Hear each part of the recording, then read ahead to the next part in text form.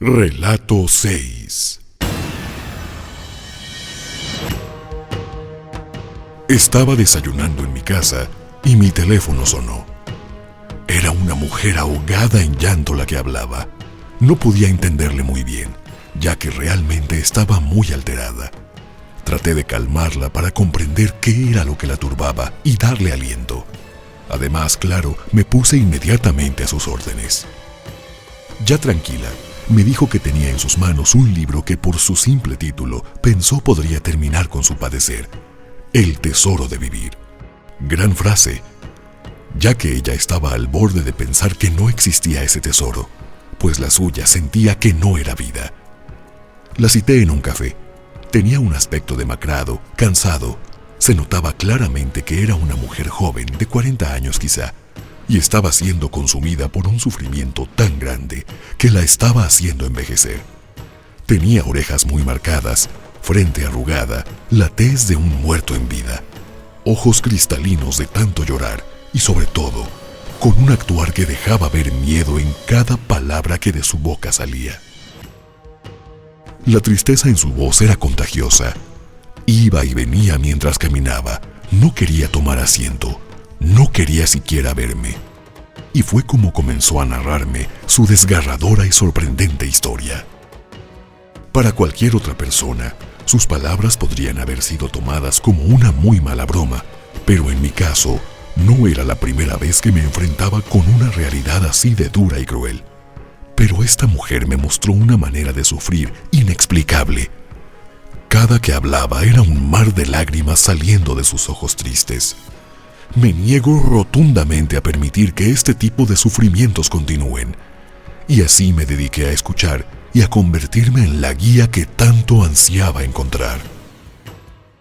Quiero dejar muy claro que yo no soy su salvación, pero sí soy, por medio de mi misión con el Padre, ese instrumento que hará llegar por medio de muchas otras personas sus enseñanzas, así como también dar a conocer cómo se logra la magia para remediar situaciones como estas. Maite, casada, con hijos, vida plena y feliz. Una noche comenzó a sentir un helado aire sobre sus piernas, como una presencia que subía sobre ella acostada ya en su cama. Intentó gritar y solo sintió presión en su garganta y boca.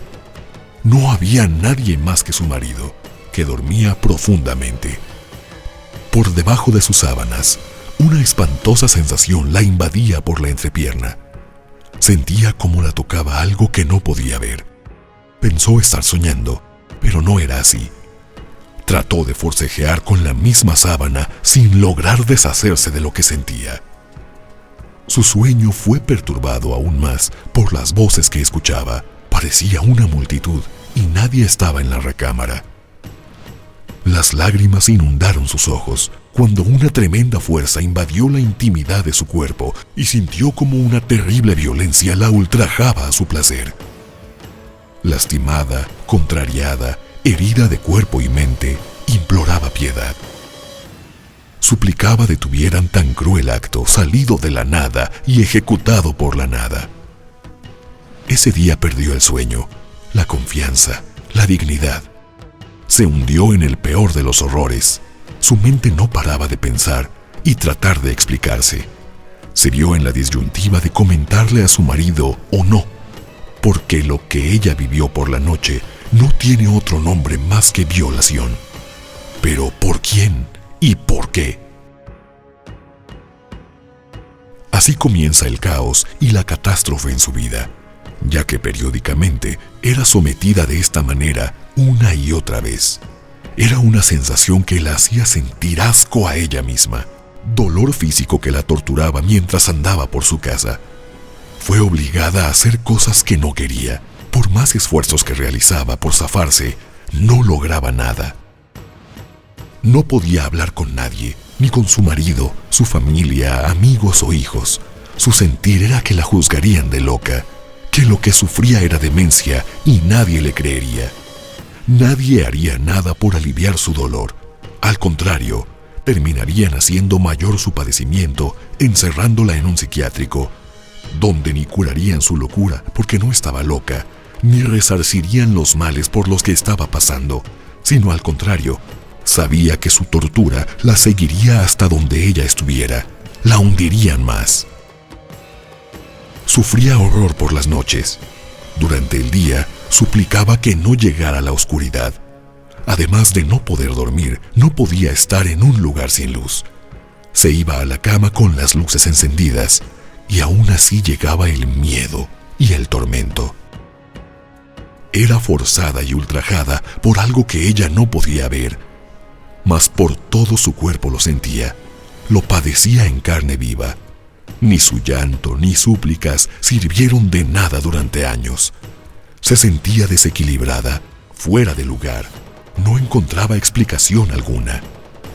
Iba por su casa tratando de hacer sus quehaceres y de repente, como si fueran susurros, podía escuchar claramente en la soledad de su hogar cómo le decían con palabras fuertes y obscenas que era una cualquiera, que no valía nada, que iba a pasar terribles situaciones y que si no accedía a ellas, sus hijos y seres queridos pagarían muy alto las consecuencias.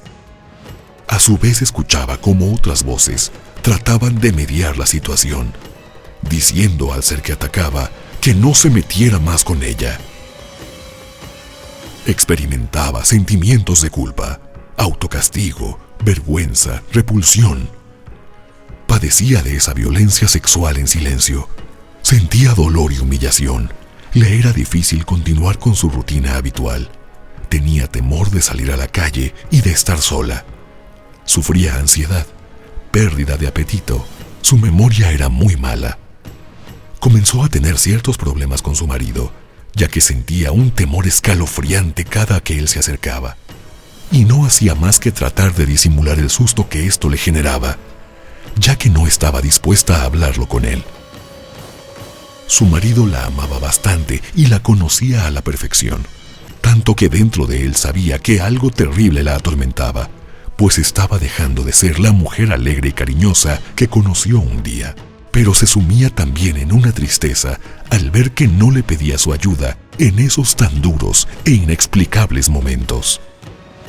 En su trabajo, los compañeros se daban cuenta de que algo no andaba bien, pues al tomar llamadas de repente parecía perder el control de sí misma y terminaba colgando el teléfono alterada antes de concluir la llamada. Además de salir corriendo al pasillo, pues daba la impresión de que comenzaba a faltarle el aire. Mientras manejaba, pasaba uno de los peores momentos del día. En una ocasión fue atacada en pleno tráfico. No pudo soportarlo y quedó parada con el carro encendido a media avenida, generando así un infernal caos vial, con miles de agentes queriendo auxiliarla y ella metida bajo su asiento cubriéndose con el volante. Fue una de las experiencias más aterradoras y peligrosas que sufrió, generando en ella una crisis aún mayor. Pensó en quitarse la vida, pero amaba tanto a su marido, a sus hijos, que no quería hacerlos sufrir de esa manera. A veces sentía enloquecer. Comenzó a dar de jalones a sus cabellos, a desesperarse, a lastimar su cuerpo. Estaba inundada de ira contra ella y la vida, de tristeza, de dolor. Se miraba en el espejo y odiaba el reflejo. Sentía enloquecer, pues cada vez las voces eran más insistentes con sus insultos y ya no respetaban que fuera de día o de noche. De manera indiscriminada, escuchaba estos ataques mientras iba al supermercado, por los hijos a la escuela, incluso en el trabajo. Físicamente perdió su luz de felicidad. Se convirtió en una sombra que, como vela, se extinguía lentamente. Escuché con atención y supe inmediatamente que estaba siendo poseída por un demonio que ejercía sobre su cuerpo estas terribles acciones. Y podía sentirlo de manera real, ya que algunos de estos demonios suelen tener facultades materiales, es decir, que pueden llegar a hacer sentir su presencia, evocarnos olores, sabores, sensaciones, situaciones de miedo e inquietud. Algunos hasta pueden hacerse visibles.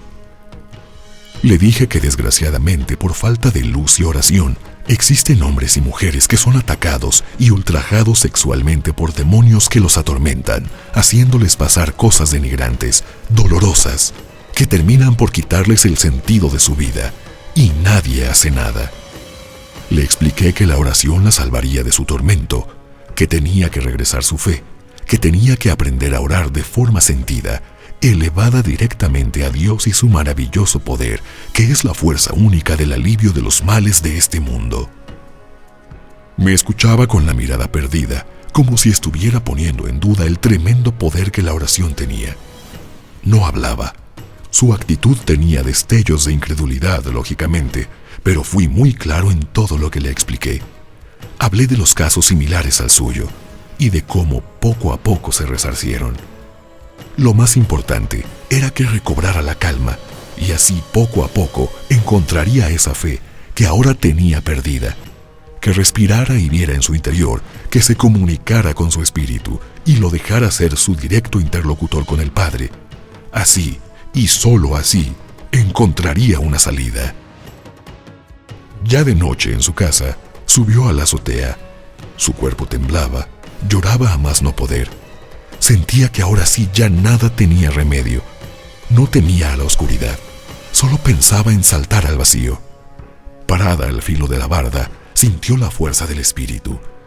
No hizo el más mínimo esfuerzo, mas algo dentro de ella le recordó que aún existía algo que podía ayudarla.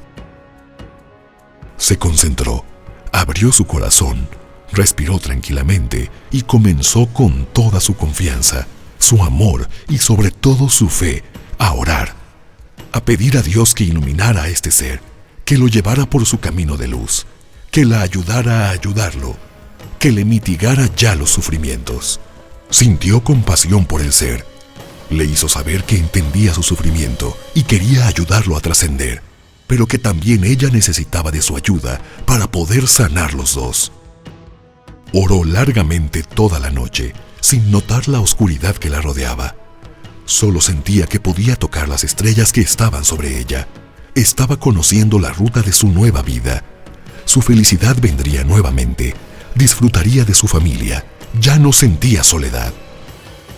Poco a poco, el espíritu comenzó a soltarla. La brisa que despedía su presencia quietamente comenzaba a marcharse, y la oración seguía. Aferrada a sus palabras, permanecía inmóvil ante la presencia de la luz que por muchos años no veía.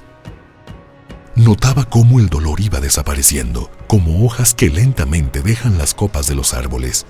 Sentía, de verdad lo sentía, que su cuerpo volvía a un estado de paz. Estaba envuelta, sumergida en la felicidad que le proporcionaba el poder tremendo de la oración. Lentamente volvía a ser ella, a sentir amor por su cuerpo, por su vida, por aferrarse a ella. Las caras de sus hijos y de su marido se desplegaban ante sus ojos. Así después, Maite me cuenta el desenlace de su historia. Agradece las herramientas que le di para salvarse ella misma. Así cuento a ustedes su historia, porque como la suya, hay tantas que no pueden ser contadas, pues existen tantas personas que llegan a quitarse la vida porque no conocen, no saben del poder de la oración, no saben que sí existe el camino para curar su espíritu. Nuestra preparación debe ser básica para no convertirnos en un ser suspendido entre la vida y la muerte. Depende de cómo actuemos, será la medida en que nos llenemos de luz para el momento de partir, ir directamente a nuestra morada. Debemos comprender que el sufrir de estos seres se debe a esta falta de preparación y a que depende de nosotros brindarles la luz que ilumine su camino. Ellos no saben qué hacer, a dónde ir, ni qué pensar.